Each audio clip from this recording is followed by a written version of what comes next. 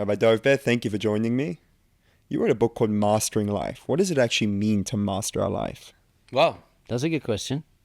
In general, most people seem to be a victim to their circumstances, victim to their outside world. So most people get their happiness based on what happens to them.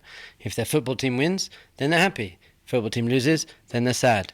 Nice weather, happy. Bad weather, sad. People like their social media posts, they're happy. Don't like it, they're sad. So people are basically a victim to their outside world. And also their sense of self, self-esteem.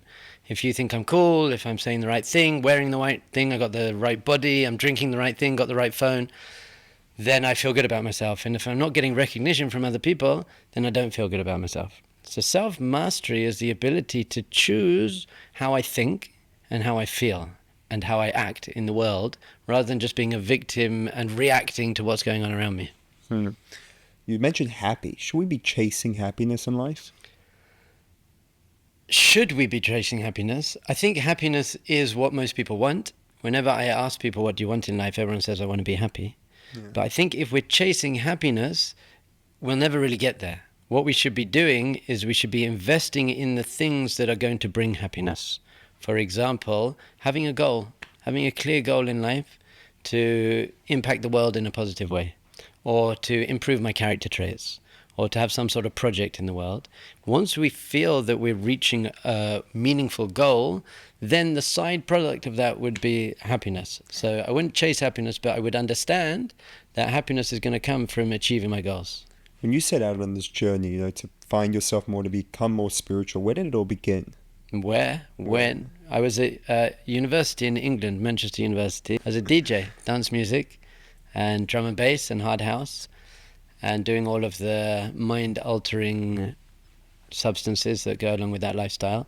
I was just looking around me and I realized very few people are happy or living meaningful lives. And my grandfather actually died when he was 100. And before he died, he said to me... Wow, that's amazing. He said to me, you don't want to regret your life, basically. He said, once you get to 90, you don't have so much to look forward to. And you start looking back on life. And you can live your life from now that when you get to 90, you're not regretting your life. And that made a lot of sense to me, because I realized that if I just go in the way that everyone else is going, kind of just trying to get an okay job, and it's all about the physical material world that doesn't bring happiness anyway, I realized that's not going to be a healthy path to self-realization. And obviously I watched lots of Bruce Lee films, martial arts films, and Bruce was saying good stuff. When I went to school, no teacher ever told me anything very useful. Geography, maths, history, science. They never taught me how to live life. But Bruce, he was my first Rebbe. How old were you when you started to come to these realizations? I was about 19. The first spiritual book I read was called The Way of the Peaceful Warrior by Dan Millman. And it really opened my eyes to, hold on, there's a lot more out there than what most people are living their lives. This kind of, it felt like a bit of a zombie type life. Just going through, and I'm trying to have some pleasure. I go on holiday, I go on vacation for 2 weeks a year, and that's nice. And I have dinner parties, and I watch movies and play some sport. And so they're not bad people. I think they're wonderful, lovely people. But I was just yearning for something more meaningful. So you decided to go to Asia? That's right. That's where every good Jewish boy goes to find meaning and truth after they watch lots of Bruce Lee films. What did you do there? Well, firstly, you can read the book, but in short, I decided that the most important thing in our life is our mind, how we're thinking. Because your thoughts create your reality. If you're having good thoughts, then you'll have a good life, even if your external circumstances are difficult. And if you're having negative thoughts, even if you have great external circumstances, you could have the best body and the best car and the best house in the world, but if you still have jealousy, then that's going to ruin your life. So I did lots of silent meditation retreats. 10 days of complete silence, no reading, no writing, no listening to music, no distractions. And we just sat and we focused on our breath and just learned to really calm the mind down, find real peace of mind, go to a deeper place within ourselves, and then we could live from that deeper place within ourselves. So what would happen on day 4 of these meditations? Why did you say day 4? You read the book? I just thought day 4. Day 4? Well, it was different every retreat, but I remember on my first retreat, on day 4 I thought I was enlightened. day 1, 2, 3 was very difficult because I was struggling. My mind was going and Racing. it was crazy. But on Why am I day doing 4, this? I reached this place of complete peace, and I was like, I'm enlightened. And then day 5, I was back to oh no. So it was a real up and down roller coaster journey. But by day 6, 7, 8, it kind of levels out. And then when you go to another one later, because you've had the past experience, and then you've been practicing an hour of meditation a day and little parts during the day, then it's much easier just to get into it. And it's just amazing to be in an environment where no one's speaking. So you're with other people, you can smile at them, but there's no external focus. Once you're speaking internal. and once you're communicating, it's all external. But once you aren't, then you go very deeply within yourself. What do you think it means to look within? What does it mean to look within? I think there are 2 layers to that, because I think there are 2 withins. I think there's the ego within, which is all your stuff and all your doubts and fears and worry and pain and trauma and stuff. But there's a deeper layer of looking within, which is going beyond that into your soul, into your peaceful place. Lots of people speak about inner child work. I'm doing lots of inner child work because many people live out of their pain from when they're a kid. So that someone upsets them, it happens a lot in marriage. I help lots of couples with their marriage, that the husband says something not particularly bad, and the wife gets very upset. And then they realize it's because it reminded him of her father, her of his father, whatever. So you got all this inner child trauma and angst that you have to look into that and say, okay, I don't want to be acting from that place. I need to heal that place. So that's the first level of looking within, to find that layer and heal it.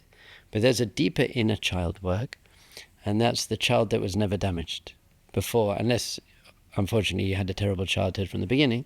But pure, innocent, sweet, playful.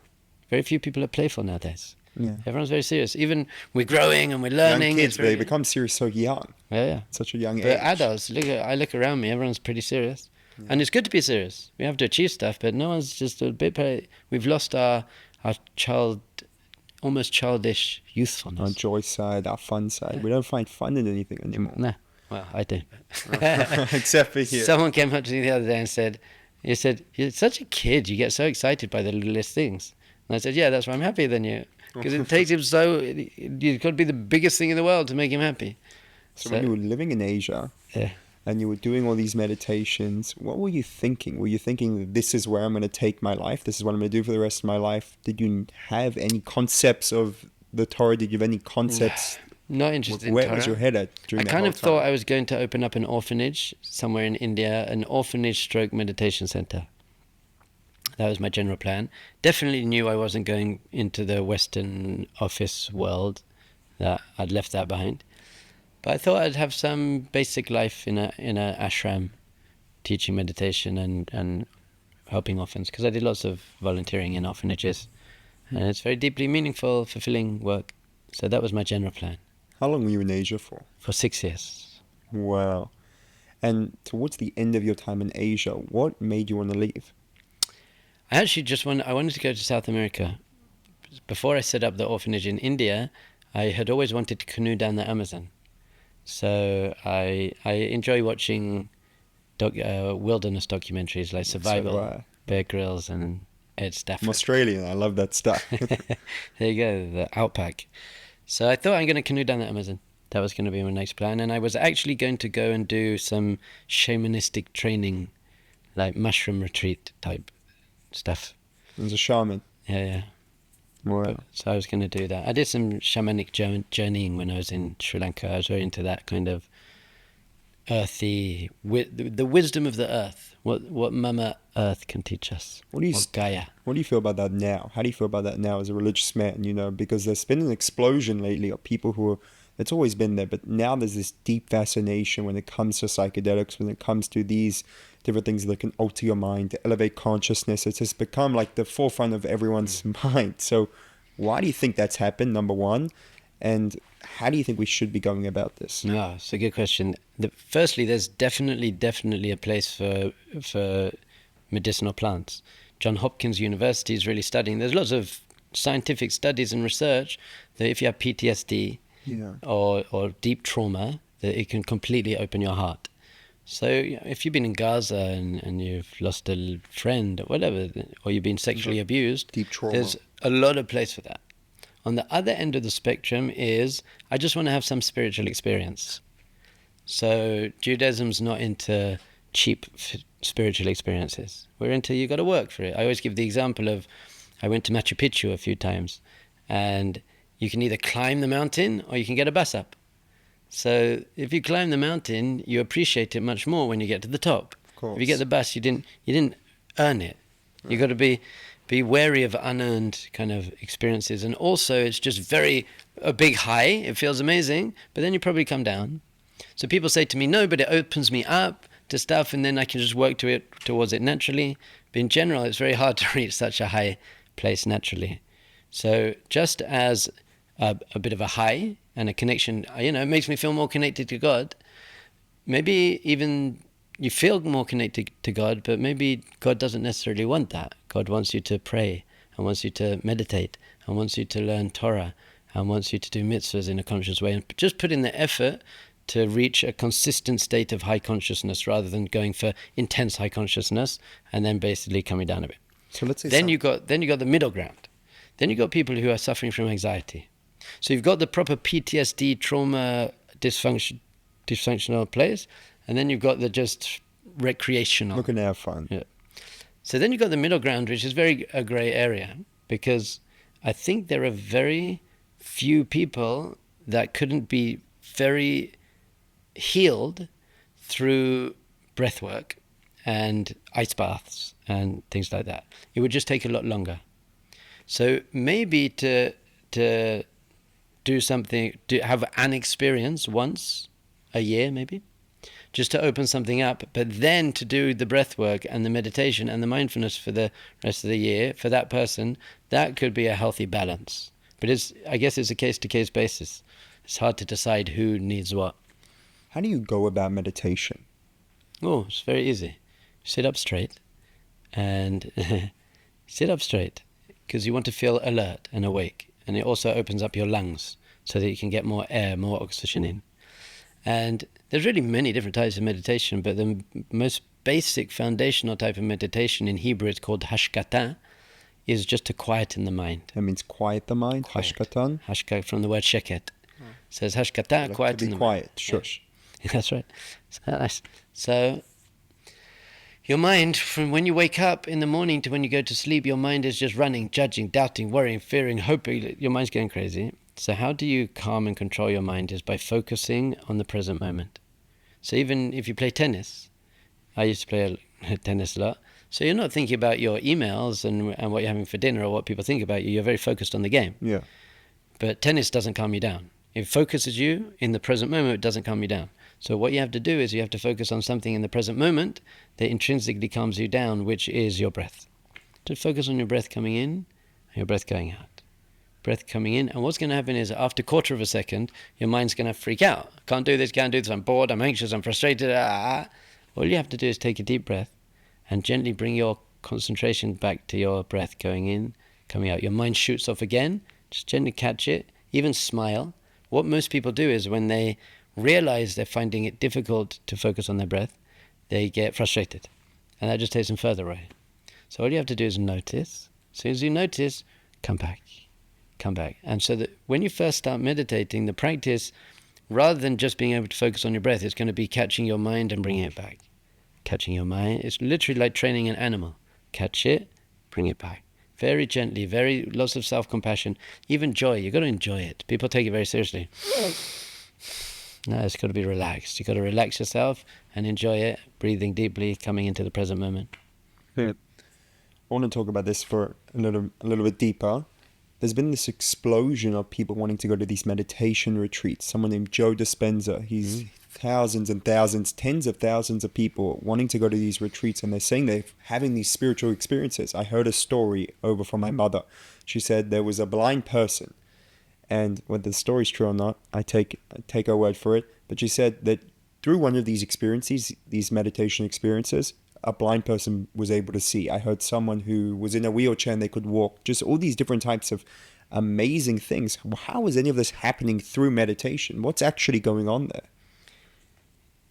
In a deeper way, meditation is taking you into a deeper place within yourself. Your breath, the word for breath in Hebrew, neshima, is related to the word for your soul, neshama. So soul means breath? Is the same No. word for breath? Is the same root, which Same means root. they have the same essence. At the beginning of the Torah, it says that Hashem blew Adam's breath into his nostrils. Davka, literally into his nostrils. That's why we breathe through our nose. There are many reasons we breathe through our nose. It filters the air, moisturizes the air, it's more concentrated. Everyone's a mouth breather these days. No. Everyone needs to breathe through their nose all the time, unless they're doing some kind of Wim Hof heliotropic intense experience to release something. That's okay, but in general, you want to be breathing through your nose. We should be nose breathers. You have to breathe through your nose. If you're really interested, there's a book called Breath by James Nestor. Amazing book. So for intense release work, then breathing through your mouth is good, but you want to be breathing through your nose. Even I tie my mouth shut at night. So do I. Tape it shut. I want to tape it, but it's hard with the beard. No? Yeah, So I tie it. I'm starting to struggle with it as well. So back to Joe Dispenza. Yes, so what's happening an explosion of this. What is this? No, well, What's the going explosion is because people are suddenly realizing how messed up they are. They just realize life is completely meaningless. I've just been chasing money and looks and stuff, and it doesn't, even if I get it, it doesn't make me happy. And people realize their mind is, my mind is a disease. I need to work it out. So that's why mindfulness has become a $1 billion industry. If those stories are true about blind people becoming not blind, one answer is because lots of our ailments are psychosomatic, which means they're caused by mental. There's nothing actually necessarily physically wrong. We just have mental blocks. So if you can go through the mental block, you can release whatever it is, the trauma that is making you not be able to walk or whatever. I'd say even on a deeper level that your neshama is always perfect and always pure. Your soul. Your soul is perfect and pure, which means this is real deep Jewish therapy. However abused you may have been in your life, how much trauma you've been through, it affected your physical, emotional, and mental world, which is huge. That's your world. That's your entire life. Your physical, emotional, mental. No, there's something also called spiritual. Okay. Physical, emotional, mental, spiritual. So it affected your body and your heart and your mind, which for most people that is their entire life and it's very bad. However, your soul was never affected. And neshama, your soul cannot be traumatized. It cannot be damaged. So if we can learn to tap into the soul, then we can heal from the inside out. Once you can realize, hold on, there's a place within me that is so good and so pure and so connected and so loving and so peaceful, then we can heal inside out. Now, it's very hard to do that. That's why we have to do both. We have to do the somatic experiencing and the trauma therapy and the release and the EMDR and all of that stuff for those levels. But we also need to be going into a deep meditative state through doing mitzvahs and through prayer and through breathing in order to connect to that part of us that actually doesn't need therapy. It's just our pure essence. A lot of different religions, different spiritual practices, they think the goal is to get to that state and live there. Do the Jewish people believe that? Do we feel the same? No, we believe you got to get to that state and then come out of that state and change the world. We're very, very deeply empowered and impassioned by making the world a better place. Mm. So it's not about me sitting in a cave, which I did. In India, I was sitting in a cave, meditating, trying to overcome my ego. And I realized it's quite egotistical, actually, just to sit there doing that. So I went and worked in an orphanage instead. And then I went back to the cave at night. So we do believe that there's a balance. There's a balance. 6 days a week you shall work.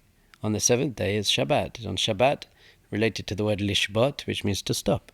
Stop running, stop chasing, stop achieving, and just be present in the moment. Remember why I'm doing all of this. I'm doing all of this to bring God consciousness into the world. But then I have to bring God consciousness into the world. I can't stay there. Yeah. Sitting up there is not helping anyone. If I'm sitting in a cave, just focusing on my breath, it might be very peaceful and nice for me, but I'm not impacting the world in any significant way. Just saying the goal should be to impact the world, to affect the world, to change the world. Yeah. What do you think is more important?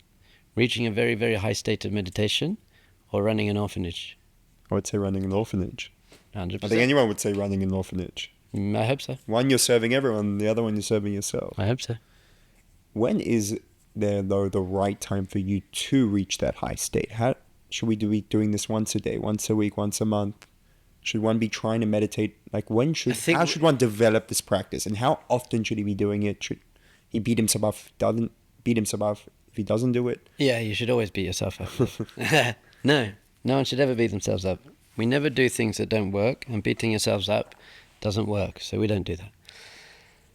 The best thing always when you're taking on new goals is to take on a goal that you know you can do, like almost ridiculously small.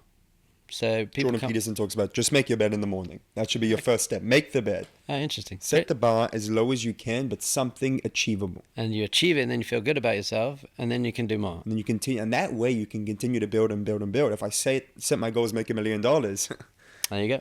Get too far from that. So I think a nice medium after you set your goal small is if you could be doing 3 minutes a day of focusing on your breath coming in and going out. 3 minutes a day. Just there with the eyes closed. Eyes closed. You could put on some soft music and just focusing on your breath coming in, going out. Maybe in the morning when you're not going to be distracted and you're not tired. Just focus. It sets the tone for the whole rest of your day. Now, let's say you don't do it one day. That's okay. You'll do it the next day. All of our spiritual growth and personal growth has to be done with playfulness and self-compassion. Someone said, yeah, but if you're too soft on yourself, you won't grow. And I said, I didn't say anything about being soft on yourself. Self-compassion isn't soft on yourself. Soft is, I'm not making any moves. Self-compassion is, I'm trying, and sometimes I understand that I won't be able to. That's fine. But there's always two parts of our avoda, of our spiritual work. What does avoda mean? Spiritual work. Okay. Our work, how we're doing things in life consciously. And it's the difference between meditation and mindfulness. Meditation is a set session where I practice a specific exercise. So I'm going to sit for 3 minutes. I'm going to focus on my breath coming in and going out. When my mind wanders, I'm just going to catch it and bring it back. That's meditation. Mindfulness is a way of being throughout the day, being conscious throughout the day. So for example, it's being aware when you're starting to get a little bit stressed and then taking a few deep breaths. And then just throughout the day, if you're going to pray, for example, to take a few deep breaths before you pray. If someone shouts at you, to take a few deep breaths before you reply. So that's more mindfulness. It's not a set time. It's just being aware of when this practice is actually going to be helpful for me. And literally just taking 1 or 2 deep breaths can really change how you react, how you respond to any situation. Okay. What actually is prayer? Prayer is speaking to God. That's there you it. go. That is what prayer is. I think people make everything very complicated, but it's speaking to God. There is an infinite conscious, loving being who created us, who wants to have a relationship with us. And the best way to have a relationship with someone is to speak to them. So I've been married for 15 years. I have a very good marriage, Baruch Hashem. It's because we speak to each other. We communicate with each other. I tell her how I'm feeling. I praise her. I ask her for things. I thank her for things. So we have all these modes of expressing ourselves. Our mystical sages teach us that there are really 3 garments of the soul. There are 3 clothings of the soul: thought, speech, and action. Thought is internal, and action is external. Speech is the bridge between them. So speech is the way that I can bring my internal world, my thoughts and emotions, into the external world, and therefore I can communicate with someone. My wife says that intimacy is into me see. You see into me. But it's very hard to see into people if they don't speak to you and they have to express that. And we live in a very shallow world now. It's very shallow. Most people aren't listening to each other properly and deeply. So the same with God. We need to be speaking to God. Many people say it's difficult though because your wife speaks back to you and God doesn't speak back to you. So we say, no, really everything you hear and see and experience is God speaking back to you. That's the conversation. Conversation is I'm speaking, I'm pouring my heart out, I'm creating this channel of communication, and therefore God brings that person into my life to teach me this thing, and brings this situation into my life, and brings this thought into my life, and is communicating in that way. I want to talk about self-talk, these thoughts we have in our head. Where does it actually come from? All these negative thoughts that we play, these stories. I once heard that like maybe 90% of my thoughts are the same each day over every single day. What is that, and where does that come from? The mystical answer, not mystical, the deeper answer is that the factory of thoughts are either created in your soul or in your body ego. So all your good, uplifting, sweet, kind, positive, nice, healthy thoughts are coming from your soul. And the voice of your soul is called the Yetzer Tov, which really means the inclination, the drive towards goodness and God, really.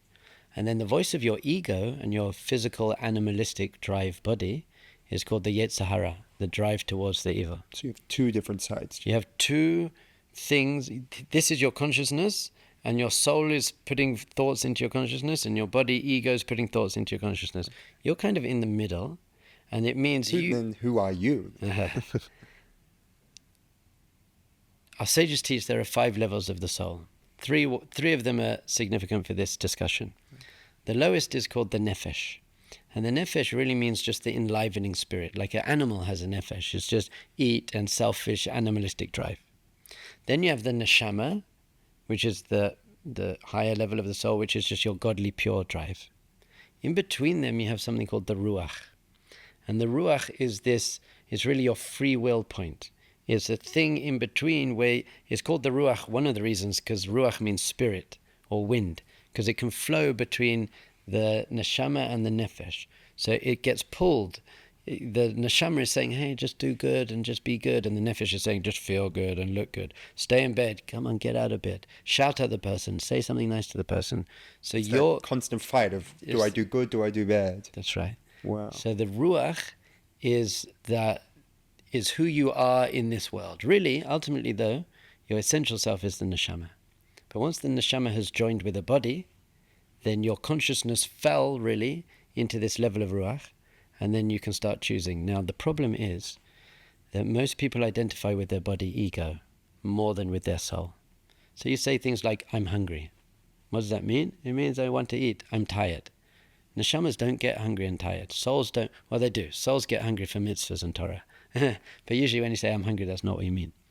Because we identify so strongly with our body ego, and we get our sense of self based on being better than other people or getting recognition from other people, the voice of our body ego is much stronger than the voice of our soul. That's why most of your thoughts aren't that healthy, because they're coming from this unhealthy place. All you have to do is, once you start identifying as a pure soul, as a pure spiritual love and joy connected being, then the voice of your soul gets much louder and the voice of your ego shrinks. So you start having much more positive thoughts. Should you still, though, aim to have some sort of ego? You should have a very, very, very strong sense of self, but not ego. We're probably saying similar things, just defining. Ego means a sense of self separate from God. That's what my ego. Identity, me. It's me, but you must have a healthy sense of self. Sense of self's a better word, sense of self. Yes, very important. There's famous teaching that why did God give the Torah on Mount Sinai? It's because all of the mountains were arguing, give the Torah on me, give the Torah on me, and all the big mountains said, look how big I am, look how beautiful I am. Mount Sinai was the smallest mountain. So Hashem said, God said, so I'm going to give the Torah on Mount Sinai because you have to be humble. So there's a question. If it's all about humility, why don't we say, so give it in a valley then? Forget the mountains, you want to be so humble? So the answer is no, you have to be a mountain. You have to have some sense of self. But it's sense of self based on I'm living up to my values. I'm connecting to God. I'm not getting recognition from you. I'm getting recognition from God in a very, very, very strong, healthy sense of self. The Torah says, "Ve'ahavta l'recha kamocha." You should love your fellow as yourself. That means love your fellow as yourself? Yes, but that means you have to love yourself first. Because if you don't love yourself, then you love yourself. How can I love my fellow if I hate myself? There you go. So you have to learn to love and respect yourself. And it's very easy. The key to self-esteem is live up to your values. Have the right values. I just want to grow. I just want to contribute. I just want to impact the world. Be a good force in this world. That's it. And if to the extent that I'm doing that, then I feel good about myself. I do like that. I really do like that. What was Mount Sinai? What was that whole experience? You talked about it. I want to touch on it. The Jewish people left Egypt, slavery. And obviously they left it physically. It was a historical event. But it's really talking about the slavery to our ego. Well, that's our biggest slavery we have. The word for Egypt in Hebrew is Mitzrayim, which comes from the word Mitzar, which means limitations. So we left our limitations, our biggest limitation being our ego. Really? So you could look at Egypt as a limitation? 100%. That's why it says on Pesach, we say you have to see yourself as if you left Egypt. So that does mean we should use the power of imagination to imagine leaving Egypt, but it means your own Egypt, your own doubt your own and jealousy. And then we got to the Dead Sea. Not the Dead Sea, the Sea of Reeds. And what does that mean? Sea of Reeds. That's the name. It was Yam Suf. Yam Suf means, what do people call it? I think they call it the Red Sea. Splitting of the sea. So good, the sea. So we got to the sea, and it literally happened as a historical event. But what actually happened was we left Egypt, and so we left the traumatic, limited situation. But then the Egyptians followed after us. They chased us out of Egypt. So what does that mean? It means you might leave your traumatic situation, but you're bringing the trauma with you. So how are you going to overcome that? You have to change your nature. The only way you can truly escape the limitations of your nature and your nurture, which really make who you are to some extent, is to change your nature, just like the sea turned into dry land. So they went through this sea, and then they were truly free. So they went through this period of change.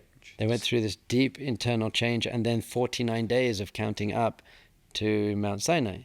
But all the way up until this point, there's something called freedom from our limitations. But that's not good enough. We also need freedom to.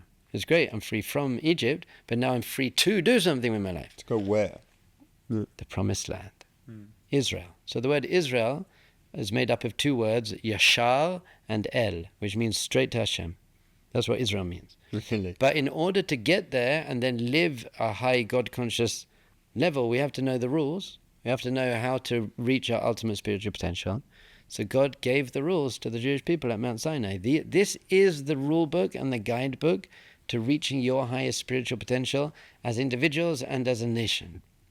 And the Zohar foundation. Who's the Zohar? The Zohar is the foundational book of Kabbalah, written about 2,000 years ago. And it calls the mitzvahs, the commandments, pieces of advice. This is your advice to become the greatest people you could possibly become. And the idea was actually God was going to talk to Moses, and everyone else was just going to listen to God speaking to Moses.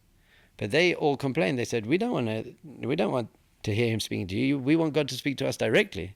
We want this direct connection to God. So God says, great. The fact that you want to have a direct connection with me, that's great.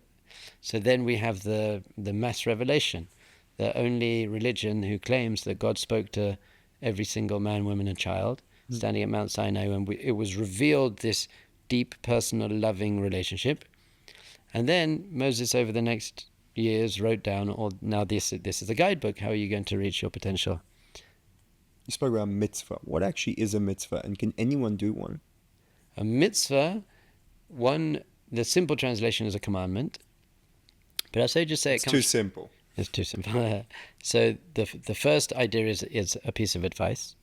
Like I got a black belt in Taekwondo. Really? In Korea. Oh. So my master told me to do lots of things. So he commanded me. But the commandments were really pieces of advice. This is how you're going to reach your ultimate potential. Get the belt. Many people, I got hit with a bamboo stick a lot. It was good for me. Yeah. So the commandments aren't because God needs us to do stuff. God's already a black belt. It's for me to become a black belt in life. So that's what a mitzvah is. But a deeper translation is related to the word tzavta, which means a connection point. This is how we can connect. It's like literally food for your soul. Your tefillin, your soul wants to put on tefillin. Your soul wants to make blessings. Your soul wants to keep Shabbat. So you're literally investing in your spirituality through doing this. And then through your soul, you can connect to God. So it's a connection point. It's like little rays of divine light. The word for lights in Hebrew is orot. And orot is the same numerical value as 613, which is the amount of mitzvahs there are. So our sages teach us these are 613 lights into God consciousness, that some things we need to avoid, and some things that we need to invest in.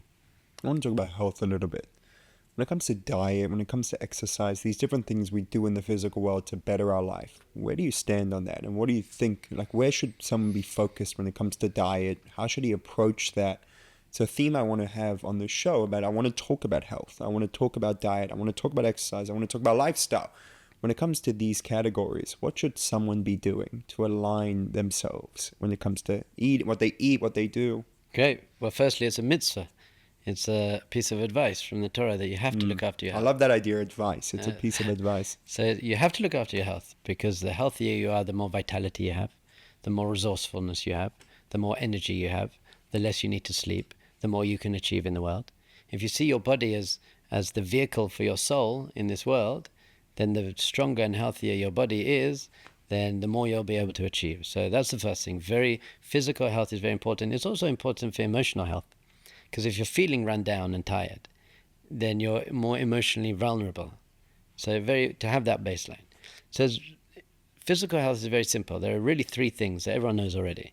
Number one is avoid putting things in the system that are not good for it. Too much alcohol, smoking, junk food, sugars, not good. For most people, gluten, even if you're not gluten intolerant, is lots of research saying it's not so good. Although I don't want to say any definite, because everyone needs something different. Some people have a no-grain diet. At the moment, I don't eat any grains. Some people swear by grains, and I eat fish and vegetables. Really? I have a piece of sprouted spelt bread in the morning, but just so that I can do the blessing, because it's a piece of advice to reach my ultimate potential to do the blessing. So I have that grain, but I don't eat any sugar at the moment. I can't eat fruit, which is very sad for me, because I could live only on fruit. But even fruit's got too much sugar for my system at the moment. Is it the sugar that you struggle with the fruit? I think so. That's what. So everyone needs to get tested on their own. You can get muscle testing, what's good for you, what supplements. People need maybe vitamin B. So the second thing, by the way, is they'll put stuff in your body that's good for it. And so supplements, if you need supplements, you've got to know what, and lots of water. You've got to know what your body, you've got this machine, you better give the machine what it needs. Don't put vinegar in your Ferrari. Yeah. You ain't going nowhere. And one of the worst things you can do is overeat, and people overeat all the time. The way people eat, in the Western world at least, is overeating. Far too much. And it's very, very unhealthy for you to eat too much. You can't digest the food properly. It makes you slow. It makes you tired. It's very bad. So don't put stuff in the system that's not good for it. Do put stuff in the system that is good for it, and exercise. And that can just be basic. Skipping for 5 minutes a day. I'm okay with that. I just do 26 push-ups, 26 pull-ups. 26 is the... You look good. You look good. 26 is the gematria, the numerical value of God's name. So I throw that in there. I do some running and kicking. I still do my basic martial arts. But I don't need to be ripped. You got to get the balance. Yeah. You don't need to be in a gym for 4 hours a day to be ripped. It shows you got the wrong values. But to go to the gym for 45 minutes, 3 times a week, I think also going to the gym is healthy because it helps you let off steam. It's good for the mind. It's a mental going to the gym is very good, but also it's got to be in moderation. And actually, everything when it comes to diet and health needs to be in moderation. So if I say don't have sugar, on Shabbat have a chocolate, have some ice cream. Don't get too extreme. I know people who are extreme health fanatics, and they're actually quite unhealthy people. I do Bikram yoga 5 times a week, and I'm gluten-free, sugar-free, but they're very uptight people. Yeah. Speaking about eating nothing, from what I've seen, most research is some kind of intermittent fasting is very good for your body. I was just going to ask you about this. 10 hours a day, 12 hours a day. It's also good for self-control. But it gives your body a time to digest and get rid of all the toxins, and very healthy for you to not be eating all day. You spoke about your time at university. You spoke about going to Asia. You've been in yeshiva in Israel here for 17, 20 years. What is your one piece of advice you've come to in life? I love that question. It's a great question. I thought about it, and the answer is chill out. I really think that's the answer. Everyone's very, very uptight. When they're making decisions, they're like, okay, I don't know, should I be a nurse or a preschool teacher? I'm like, it's okay, one of them. They're both okay, let's just work it out. Oh, what time do I have to be at the airport? So, okay, let's work it out and go to the airport. People are very uptight, lots of anxiety and issues with sense of self. But the first thing we need to do is just center ourselves and calm down. Live our lives from a place of more peace. Of course, we still have to make the decisions. We still have to engage in the world. Speaking to a girl the other day, one of my students, and she said, I'm really hard on myself. So I said to her, oh, well, stop that. She goes, what do you mean? Well, and I said, well, stop that. It's not nice to be hard on yourself. And she said, I know. And I said, do you deserve to be hard on yourself? Or are you doing okay? And she goes, no, I'm doing okay. I'm just hard on myself. So I said, okay, Well, stop being hard on yourself. And she said, well, how do you do that? So I said, just notice when you are being hard on yourself and sit up straighter and loosen your neck and shoulders, take a deep breath and say, I don't need to be hard on myself. I'm actually doing okay. Another girl about 2 days after that said, Rabbi, I'm very confused. And I said to her, that's okay. It's okay to be confused. But what happens is people get confused and they're like upset that they're confused, or they're so stuck in the state. So it's terrible. And I'm like, no, it's okay to be confused. Life is confusing. I don't always know what's expected of me. I don't always know what decision to make. I don't always... People are giving me different pieces of advice. It is confusing, but you don't have to freak out about that. You can just say it's confusing. People get overwhelmed, and then they get overwhelmed that they're overwhelmed. People get upset that they're upset. They get upset Anxious that they're upset. I asked a group the other day, have you ever got upset and then said to yourself, I really shouldn't feel upset by this? And they're like, yeah. And I said, well, how does that help? Now you're upset that you're upset. This is what anxiety even is. Many people struggling with anxiety, they get anxious about something, but then they build layers upon layers on that. They're anxious, and they build up a whole picture, and they catastrophize, and they say, this whole thing. It's like, if you can just stop and say, I feel anxious now, and that's okay, then it uses up the energy. I always see emotions are like fire, and thoughts are like wood. So if you've got anger and you keep thinking, how dare they say that? You're just putting wood on the fire, and you're building it, and you're building, and you just make it. If you feel anxious and you keep thinking about all the possible scenarios, you're just putting wood on the fire, wood on the fire. Any emotion you're having, the more you think about it, the more you're feeding it. So how do you deal with an emotion in a healthy way? Stop feeding it with thought and just say, I feel anxious now. Now, also, we're not repressing the emotion. I didn't say go and put a blanket on the fire, put out the fire. If it's not there. No, you don't. All you do is you feel it, but it burns itself out after a while. Once you really are present with that emotion and you're not building it with thought, I'm not saying that's easy, by the way. We have to learn how to deal with our thoughts and let go of those thoughts. It also works the other way. If you have a positive emotion, then feed it with as much thought as you can. Think about all the things you're grateful for in life. It's amazing, and all the opportunities and all the wonder there is in the world, and how beautiful trees are, and how amazing fruit is. So that is called, in Jewish meditation, is called hitbonenut, which means contemplation. You should use your thought to arouse positive emotions. But when it comes to negative emotions, you've got to take thought out of the picture and just feel it. That's why they're called feelings. You need to feel your feelings. Where can people find you? Jerusalem. Esha Torah. I have now an Instagram page that, thank God, I don't need to run. Someone runs it for me. Rabbi Dov Ber Official. I have an online Jewish mindfulness course, which is basically 8 weeks of breathing deeply and being really nice to yourself, which is amazing. litmindfulness.org. Okay. LIT stands for Living in Tune. I got some books online, but I'm sure we're going to put all the... I'm sure, yeah. We'll leave it down below. We'll leave it down below. So check out down below, and you can see all the places you contact me. Website, rabbidovber.org. I want to say thank you for joining me. What a special privilege this was. And yeah, thank you. Thank you, and good luck with this holy, great avoda that you really want to put out consciousness into the world and health. And we all appreciate you taking your opportunities to make the world a better place. Thank you.